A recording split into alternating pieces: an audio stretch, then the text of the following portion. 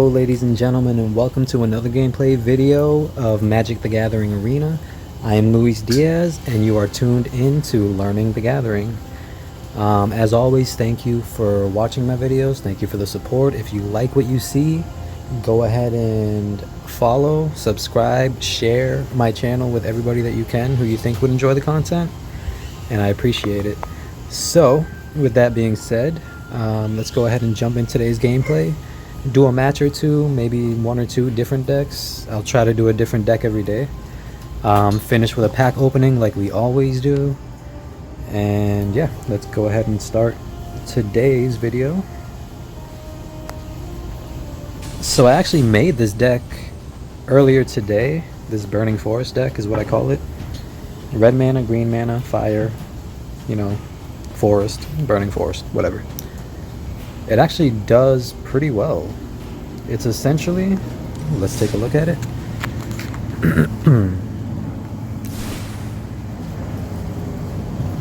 I've fallen so in love with Scoot Swarm that pretty much every green deck that I use, every green deck that I make revolves around it to some extent.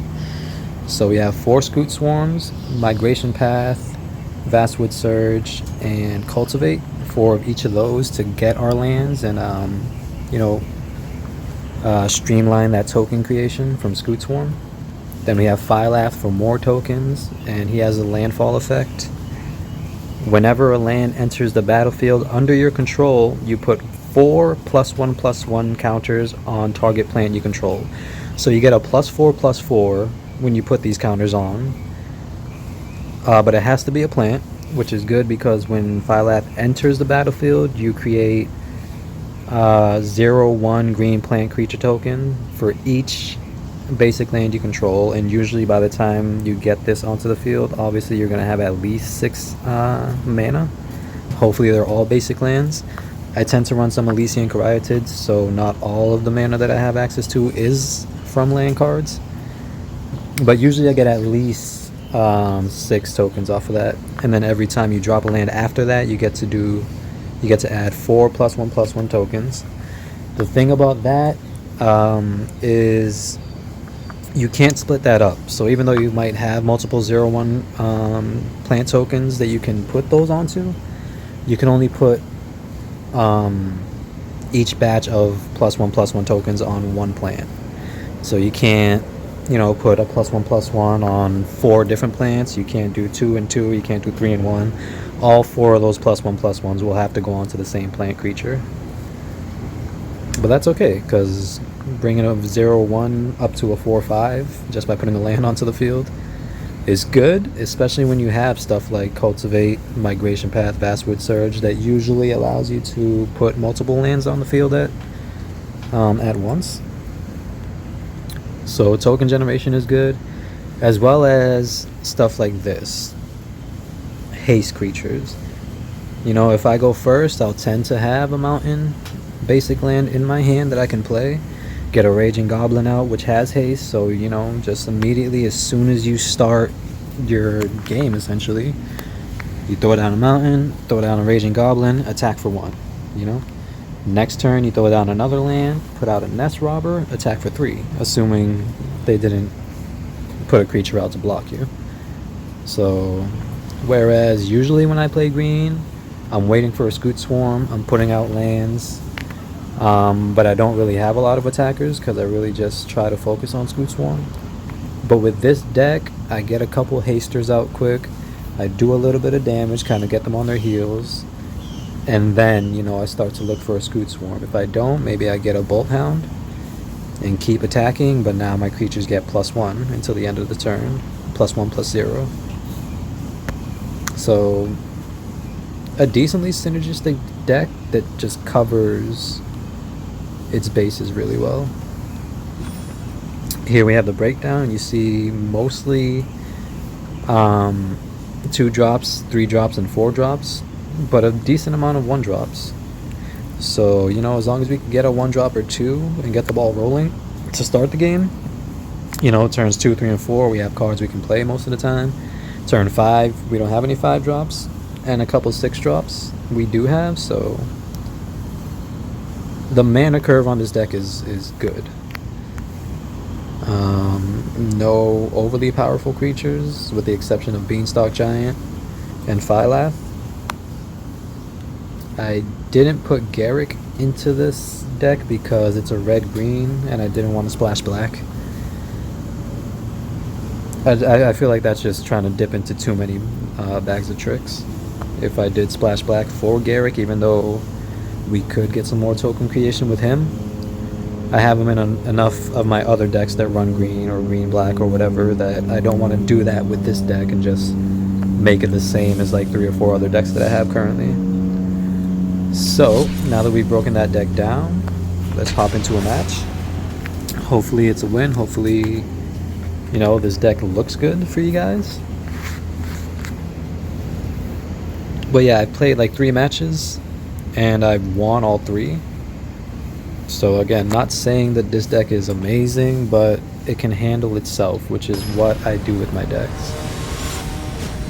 Out of all the decks that I've made, I'll say that maybe one of them is like above average or above my level of average. One thing I will say is mulligans have a tendency to be looked at as negative, like, oh no, I don't have a good starting hand, but I don't want a mulligan and you know, have to drop to 6. But in the case like this, none of these cards I'll be able to play first hand. None of these cards I'll be able to play second hand or second turn. So we're gonna mulligan that away. See, now we have Elysian Nest and 2 Nest Robbers that we can put out on turn 2. It looks like my opponent has mulliganed as well. So we will keep these 6, put the Vastwood Surge back into the deck since we can't play that till turn 4. Maybe turn 3 if we could get that Cultivate out, but realistically speaking, turn 3 I won't be playing that Cultivate. I'll be playing Elysian. I like when my opponent puts a tap land out first, because obviously they're not going to play a monster. If I had Raging Goblin, I would have liked it better, but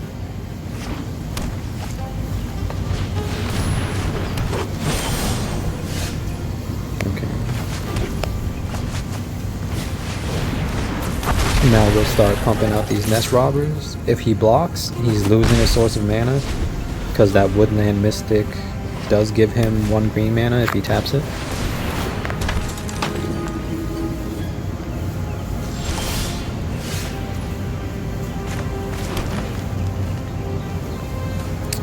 Start getting our Elysian Caryatids out for that extra mana. We're not going to attack because I would like to take that Hollow Priest out. Because yeah, that's an annoying combo, Impassioned Orator and Hollow Priest. Because that means every time he puts a monster out on the field, he's going to gain a life. He's going to gain a life, and that Hollow Priest is going to get a +1. So it's going to get annoying if we don't check that. Here, we'll put out a Nest Robber for a little bit of offense. You know what? We'll go with another Nest Robber. I don't have anything here that I really want to push for, or, you know, anything that I would want to push to get out onto the battlefield. If I had Scoot Swarm, I probably would have played another Elysian. That way we can try to get Scoot Swarm out and Cultivate in the same turn. No blocks, it's only 4 points of damage. And again, since he just attacked with his 2 stronger creatures, if he wants to block my next wave of attacks, he's going to have to sack his Woodland Mystics, which I'm willing to bet that he's not going to do that, because boom, Scoot Swarm, because if he does, he's losing mana generation. So right now he has 2 green mana at all times in the form of both of those Woodland Mystics, but he also has creatures that he doesn't want to block with because he's not going to want to lose that mana.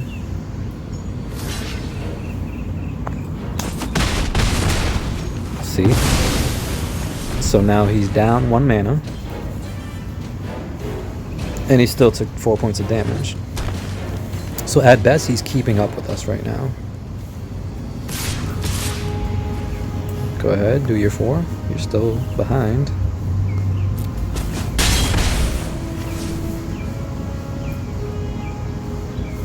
He left all of his lands untapped, so I would like to know what exactly he has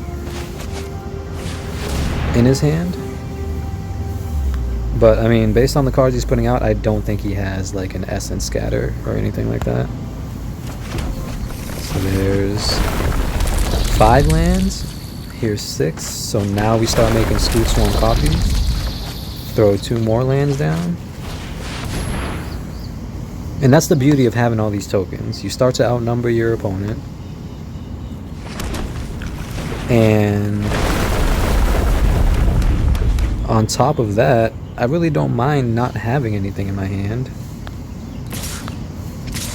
because I have really all the power that I need on the battlefield already. So now we'll draw. If we get a migration path, we'll play that, get more scoots. If we get a land, we'll play that, get more scoots. Vastwood Surge, Cultivate, play any of those, we're getting more scoots. And if we don't, then that means that we're going to draw a creature that we can play regardless. So even though I don't have any cards in my hands at the moment, regardless of what we draw, it's going to benefit us. Sea Mountain. Usually when you don't have cards in your hand, you don't have creatures on the field, that's an issue, right? He's saying GG, so he's tapping out, I guess. We'll play one more.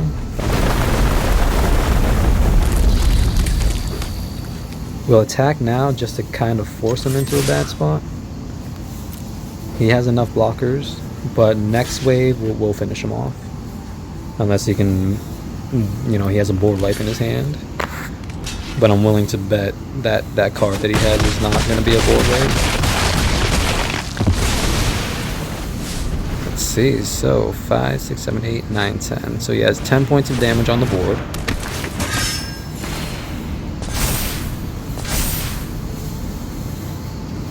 Points of damage on the board, but we can block with our Scute Swarm, so you know it's really not an issue.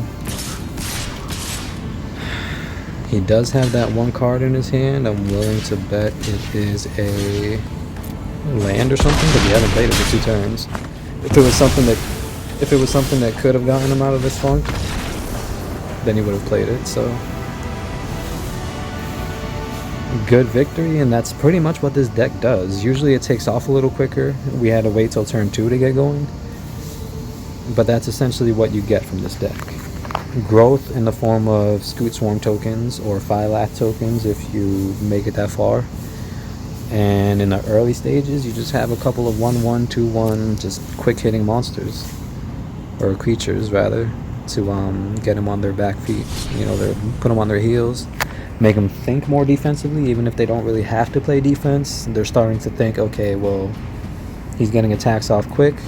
You know, if we have Scute Swarm on the field, everybody knows what Scute Swarm is capable of.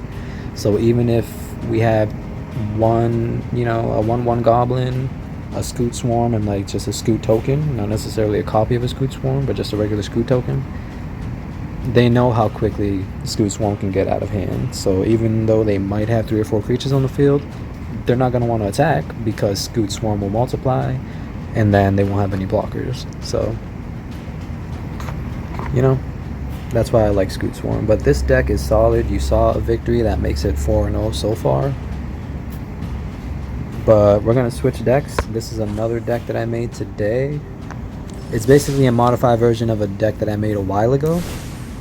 It revolves around Vito. Although I'll be honest with you, most of the time I don't get Vito out onto the field because I only have 2 copies. But it's basically just black-white lifelink.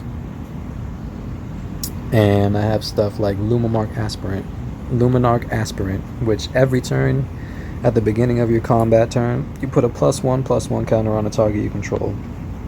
That snowballs quickly if you put it onto one creature, or if they're just not checking Luminarch Aspirant for whatever reason, they're just letting it go unanswered, it can get crazy.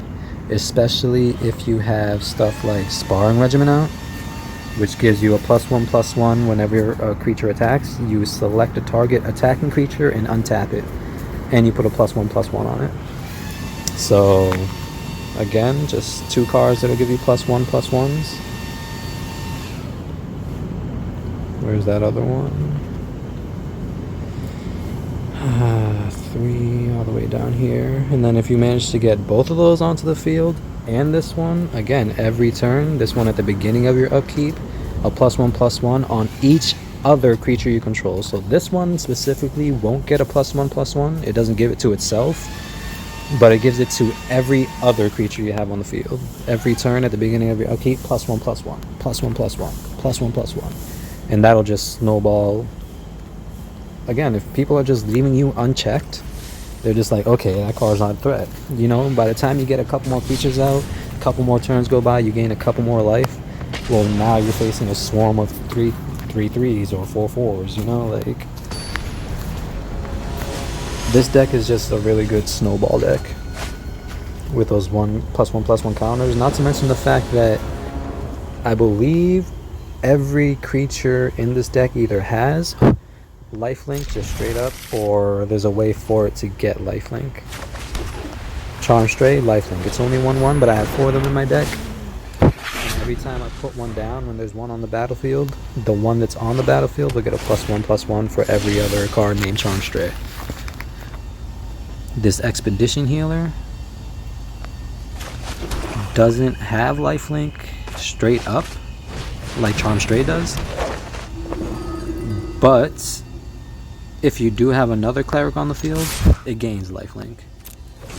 And I do have other clerics in this deck, so not only does it have Vigilance, at some point it's going to get Lifelink as well. So that means I can defend, you know, that means I can block with this card, which I believe gives you Lifelink even though you're just blocking. And then next turn I can attack with it if it's not destroyed. Hallowed Priest is an issue in this deck if it goes unchecked.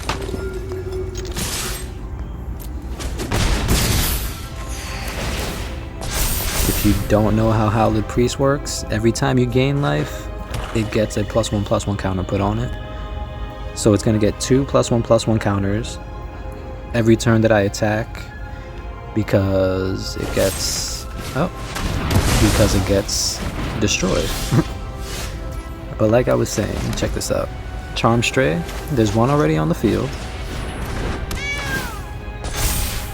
and this one gets a +1/+1 because another Charm Stray came onto the field. If I were to play another Charm Stray, which I can do because I have 4 of them in this deck, they would both get a +1/+1. So the one that you're putting down into the field doesn't get the +1/+1, but any other ones that are already on the field do.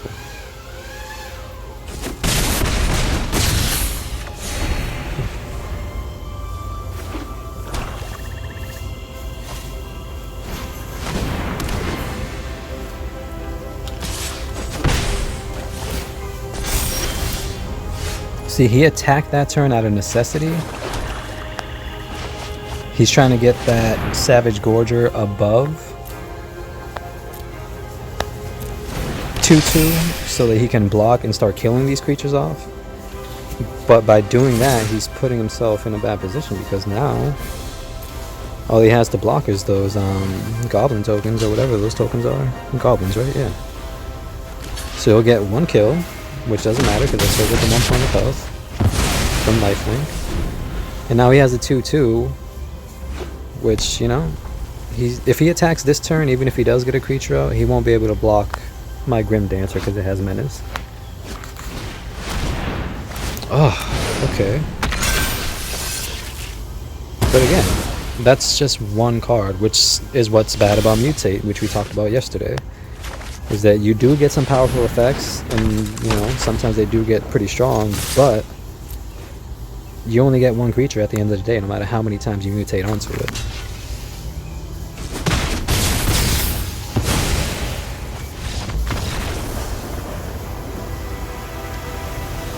So what I do when I make decks is I just try to look for a couple cards that have synergy with each other. Try to go with a theme, Lifelink or Death Touch, or all mutate creatures like my mutate deck. And more times than not, if you just go with that formula, you're gonna have a well working deck. It might not be OP, it might not be pro level, but the cards will work together and you'll get wins. The two things that I would suggest when making decks are to find cards with synergy, like these two decks, and make sure your mana base is where it needs to be. There's plenty of times where I make a deck, like this Vito Lifelink one that we just played with. I had to play a game, I would lose. I would go back, take out a couple cards, add a couple cards, mess with my mana, add 1 or 2 mana, take away 1 or 2 mana, until it's, until I play 1 or 2 games in a row, 2 or 3 games in a row where I'm drawing stuff and playing stuff, almost every turn. So once that starts happening, then your mana base is where it needs to be, and from that point on, you're looking at the synergy that your deck has. If there's a card that you draw, we'll play another one with this Vito Lifelink.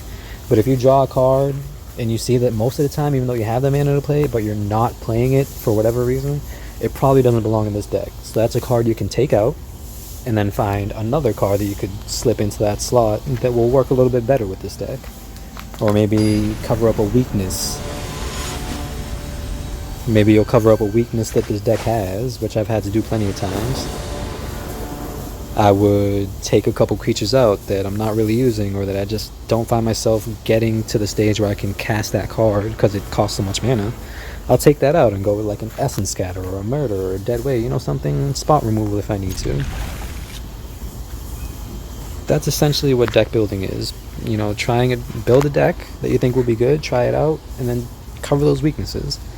Most of the times, I've found your mana base is going to be the problem. Either having too much where you get flooded, not having enough where you get, hosed. You have a bunch of cards in your hand that you like to play, but you don't have the mana to do it.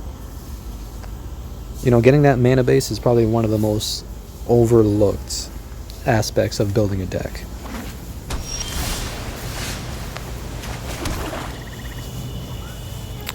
Okay, I don't like throwing it out right off the rip, but just to show you how clutch Luminarch is. Look, we just put it out. It's a 1/1, but you're gonna get to the beginning of your battle stage as soon as you cast it, right? You know what I mean? It's not like you're gonna cast it and not get to your battle stage, especially if you cast it early. But it already got to the battle stage, got a 1/1, so essentially as soon as you play it, it's gonna be a 2/2.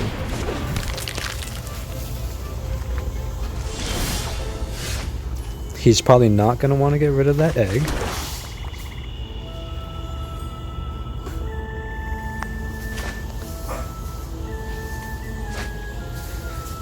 Okay, so I don't trust this guy. I don't know what he's doing over there. I would have played Charmed Stray for the Lifelink, given it a +1/+1 from Luminarch, and then next turn followed up with Hallowed Priest, given Charm. You know what? We're gonna do that just so you can see. Charmed Stray, right? Now we have a Lifelink creature.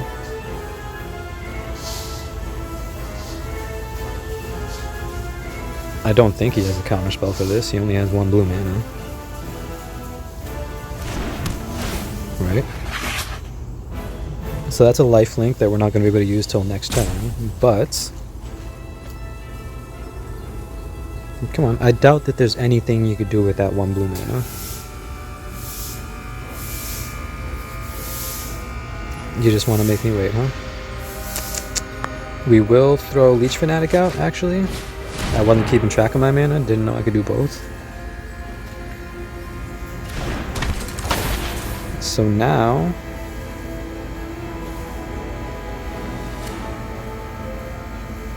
we'll give 1/1 to Charmed Stray. That way we have 2/2s across the board.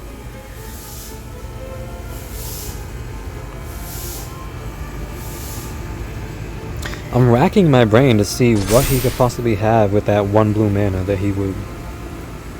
Maybe an Opt that he doesn't want to play yet? He's not going to want to block because that Mysterious Egg isn't something that you want to get rid of. Especially if you're running Mutate, which as soon as I see Mysterious Egg, I know that this person is running Mutate.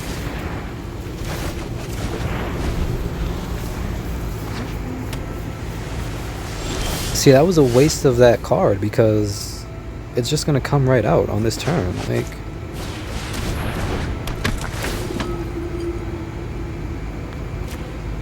so you're still in the same exact boat that you were just in.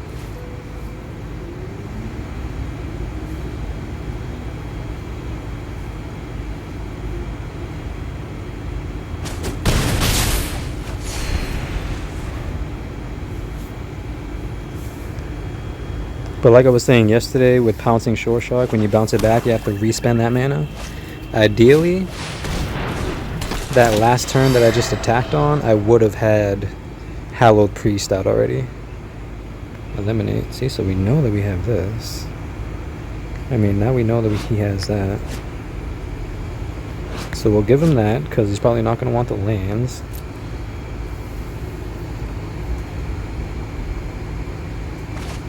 Okay, cool. So now we don't even have to worry about eliminate.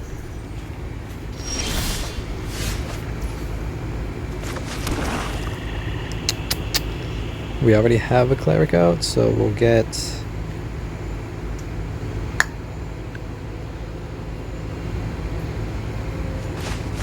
You know, I guess we'll do that. We'll put it on Hallowed Priest.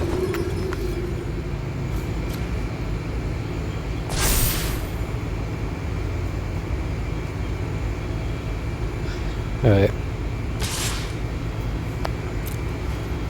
You can't block because you're going to lose one no matter what you do. So just give me the 4. Give me the 4. Thank you.